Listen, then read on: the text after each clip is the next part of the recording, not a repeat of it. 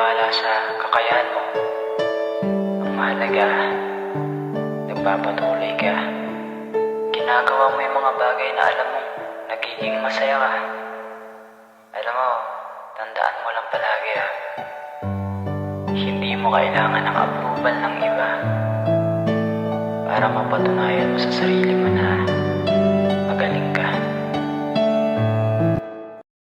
Like, share, and follow for more.